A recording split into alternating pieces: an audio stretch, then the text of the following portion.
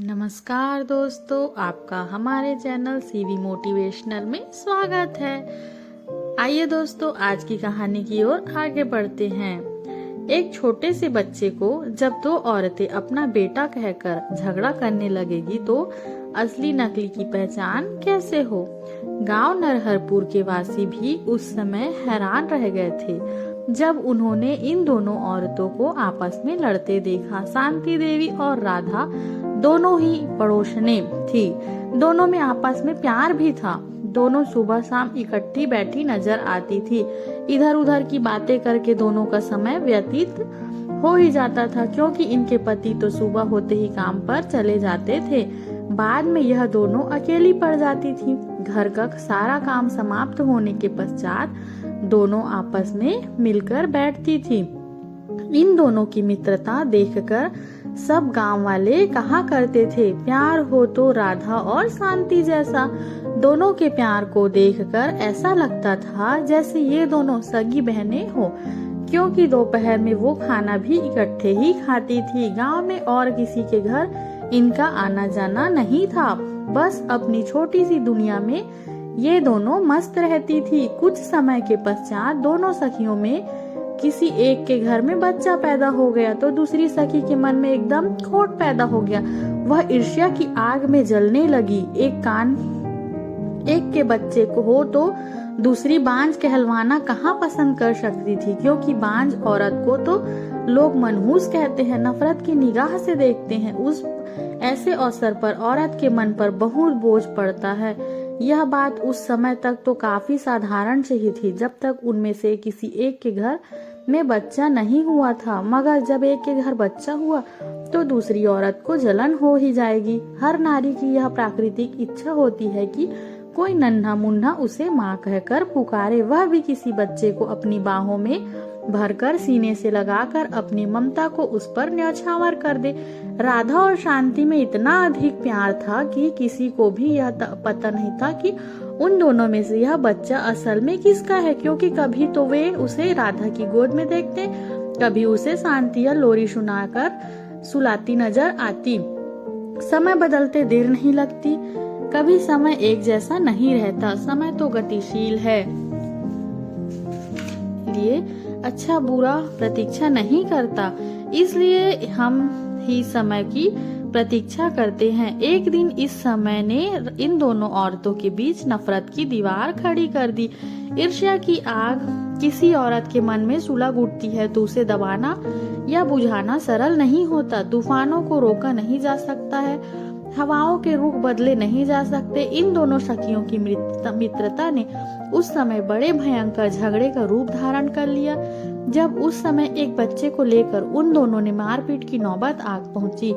सारा गांव मित्रता से प्रेम को झगड़े की नफरत में बदलते देख रहा था। दोस्तों, दोनों औरतें गांव के प्रधान के सामने जब अपना अपना पक्ष लेकर आई तो उनमें से एक चिल्ला चिल्ला कर कह रही थी कि यह मेरा बेटा है, मेरा बेटा है, मेरा बेटा है। दूसरी भी चिल्ला पड़ी, नहीं नहीं तू झूठी है, यह तो मेरा बच्चा है, मेरा, हाँ हाँ मेरा पप्पू है। यह बोलकर तू मैं हो रही थी। तू झूठ बोल रही है। मैं झूठ नहीं बोल रही पापिन, बांझ कहीं की तू ही है जो मेरे लाल को मुझसे छीनना चाहती है। मैं अपने बच्चे को तेरे से छीनूंगी। डायन कहीं की निर्लज, तुझे दूसरे के बच्चे को अपना कहते शर्म नहीं आती। डायन होगी तू। मैं तो इसकी असली माँ हूँ, असली माँ, मैं असली माँ हूँ। यह बच्चा मेरा है, नहीं यह बच्चा मेरा है। दोनों के बीच झगड़ा, इसी बात पर विवाद होने लगा। दोस्तों, गांव के प्रधान मुखिया बड़ी उलझन में फंस गया था। कोई भी फैसला करने में संकोच कर रहा था। पंचायत के लोग भी बहुत बड़े संकट में फंस गए थे कि जब एक बच्चे की दो माएं हो और वे दोनों उसे अपना बेटा कहकर पुकारे तो सच किसे माना जाए। यह फैसला करना असंभव नहीं था। असंभव को कैसे संभव बनाया जा सकता है। पंचायत के लोग और प्रधान बहुत देर तक इस विषय पर विचार विमर्श करते रहे, परंतु परिणाम शून्य के सिवा कुछ भी न निकला। अंत में दुखी होकर प्रधान ने उन दोनों औरतों से कहा, देखो मैं यह न्याय नहीं कर पाऊंगा। आप दोनों में से यह बच्चा किसका है, इसकी असली माँ कौन है। यह बात कैसे सिद्ध हो सकती है, क्योंकि किसी भी बच्चे के माथे पर प्रभु ने न तो उसकी माँ का नाम लिखकर भेजा है और न ही पिता का। फिर हम यह कैसे मान ले कि यह बच्चा राधा का है या शांति का? वैसे तो आप दोनों औरतें से अच्छा न्याय नहीं कोई भी नहीं कर सकता, मगर मैं क्या करूं? तुम दोनों में से एक औरत झूठी होते हुए भी अपने को सच्ची सिद्ध करने का प्रयास कर रही है, तो ऐसे में न्याय कैसे हो? मैं और मेरे साथी मजबूर हो गए हैं। हमें खेद है कि हम यह फैसला नहीं कर सकते। इसका फैसला तो राज दरबार में कल सुबह ही होगा, लेकिन कल तक मेरा बच्चा इस झूठी और बेईमान औरत के पास नहीं रहेगा। इसे मैं अपने पास ही रखूंगी। तुम क्यों रखोगी? दोनों के बीच विवाद होने लगा। तू कहाँ की माँ आई री बांझ औरत, कभी बच्चा जना भी है, आज तक जो माँ बनी फिरती। आहा, तुम तो ऐसे बोल रही हो जैसे आज तक 10-15 बच्चे पैदा कर चुकी हो। तुम एक ही बच्चा पैदा कर लो, तुझे मेरा बच्चा दिखाई नहीं पड़ता? तेरा नहीं या मेरा बच्चा है और मेरा ही रहेगा। इस समय मैं इसे अपने घर लेकर जा रही हूँ। नहीं, इसे तुम अपने घर नहीं ले जा सकती। मुझे तुम पर विश्वास नहीं है। इसे मैं फैसला होने तक अपने पास रखूंगी। इसी बात को लेकर फिर दोनों में झगड़ा बढ़ गया। गांव के प्रधान ने क्रोध में आकर कहा, यह बच्चा रात को न तो राधा के पास रहेगा और न ही शांति के पास। फिर कहाँ रहेगा? यह प्रश्न उठता है दोस्तों कि न राधा के पास नहीं रहेगा और न ही शांति के पास। फिर कहाँ रहेगा? दोनों एक साथ बोल उठी, हमारी पत्नी के पास। आपकी पत्नी के पास? हाँ, जब राजा जी अपना फैसला सुना देंगे तो हम उसी समय इस बच्चे को उसके हवाले कर देंगे, जिसके पक्ष में महाराज अपना फैसला सुनाएंगे। ठीक है, हमें मंजूर है आपका फैसला। दोनों औरतें यह कहते हुए चले गई। दूसरे दिन सुबह 10 बजे ही महाराज के पास राधा और शांति अपनी अपनी फरियाद लेकर गई, तो उनके साथ गांव पंचायत के लोग तो थे ही, इसके साथ साथ पूरा गांव भी महाराज का न्याय जानने देखने के लिए आ गया था। मंत्री महोदय ने प्रधान से बच्चा लेकर महाराज के सामने पेश करते हुए कहा, महाराज यह बच्चा एक है। वह तो मैं देख रहा हूँ। महाराजा बोले, वह तो मैं देख रहा हूँ, मगर इस छोटे से बच्चे को आप मेरे पास क्यों लाए हैं? इसकी माँ की गोद में दे दो। महाराज जी, यही तो झगड़ा है कि एक बच्चे की यह सामने खड़ी 2 माएं हैं। 2 माएं? महाराज एकदम चौंक उठे, जैसे उन्होंने कोई अनहोनी बात सुन ली हो। जी हाँ हुजूर, 2 माएं एक बच्चे को अपना अपना हक जता रही हैं। अब जब आप फैसला हो तो कैसे? मामला तो गंभीर है, परंतु राजा किसी सोच में पड़ गए, जैसे अपने आप को इस फैसले के लिए तैयार कर रहे हों। बच्चा गांव के प्रधान की पत्नी की गोद में था, जो राजा की ओर देख कर हंस रहा था। दोनों औरतें बच्चे के सामने खड़ी थी। शायद वे दोनों राजा के फैसले की प्रतीक्षा कर रही थी। कोई समय था कि राधा और शांति की मित्रता उदाहरण बन गई थी, और आज यह समय आ गया था कि दोनों में एक दूसरे के लिए प्यार समाप्त हो गया था।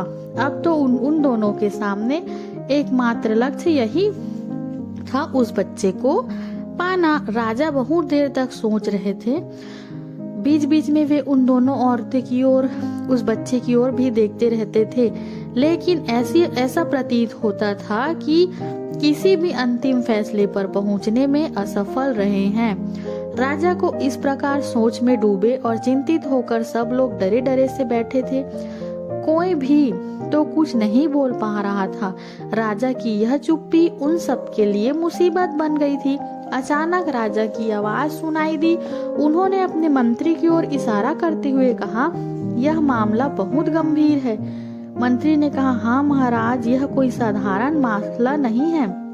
बच्चा बोल तो सकता नहीं और न ही उसके ऊपर किसी का नाम लिखा है जिसे देखकर हम कोई फैसला कर ले। अब तो हमारे न्याय की अग्नि परीक्षा होने वाली है। मंत्री जी, यदि हम इस फैसले को अपने संत औषध कुमार जी पर छोड़ दे तो कैसा रहेगा? बहुत ही अच्छा। मैं जानता हूँ उनसे अच्छा फैसला कोई और दे ही नहीं सकता। महात्मा जी कभी किसी के से अन्याय नहीं करते और महाराज मंत्रीगण उस बच्चे को और दोनों माताओं को साथ में लेकर महात्मा औषध कुमार जी के आश्रम की ओर चल दिए।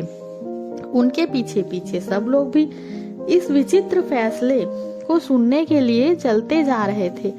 महात्मा जी के सामने उन दोनों औरतों और बच्चे के पेश करते हुए महाराज ने उनके झगड़े की सारी कहानी महात्मा जी को सुनाते हुए कहा, महात्मा जी, अब तो न्याय आपके ही हाथ में है। आप ही इस बच्चे की असली माँ के हवाले कर सकते हो।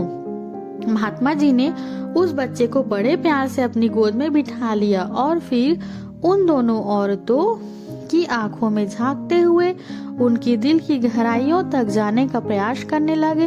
फिर उस बच्चे पर हाथ फेरकर उन औरतों से पूछने लगे, बोलो देवी, यह बच्चा किसका है? मेरा है महाराज। तेरा कहाँ से आई कमीनी? यह तो मेरा बच्चा है, मेरा है। तेरा नहीं, मेरा है। दोनों के बीच फिर से विवाद होने लगा। इस प्रकार से महात्मा जी के सामने भी उन दोनों में झगड़ा शुरू हो गया। उन दोनों को झगड़ते देखकर ऐसा लगता था कि ये दोनों एक दूसरे का सिर फोड़ देंगी। महात्मा जी समझ गए थे कि यदि इनको शांत न किया गया तो अवश्य ही यह आपस में हाथापाई पर उतर आएंगी। इनकी लड़ाई रोकने के लिए उन्होंने उनमें से एक औरत को इशारा करके अपनी ओर बुलाया। उसमें से एक औरत तेजी से महात्मा जी के सामने चली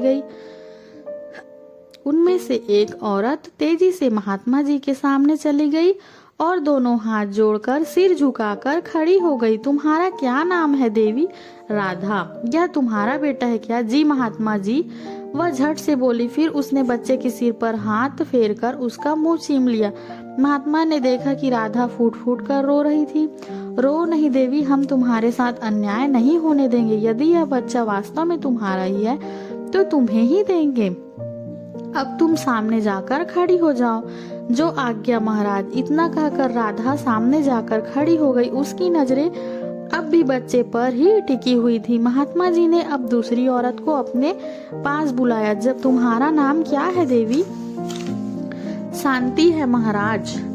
क्या यह बच्चा तुम्हारा है? जी महाराज, मैं अभागिन ही इस बच्चे की माँ हूँ। इस पापन ने मेरे बेटे को घर से उठा लिया और उसकी माँ बन बैठी। मैं एक दुखी माँ हूँ महात्मा जी, जिसके कलेजे के टुकड़े को छीन लिया। दुष्ट नीच कहीं की।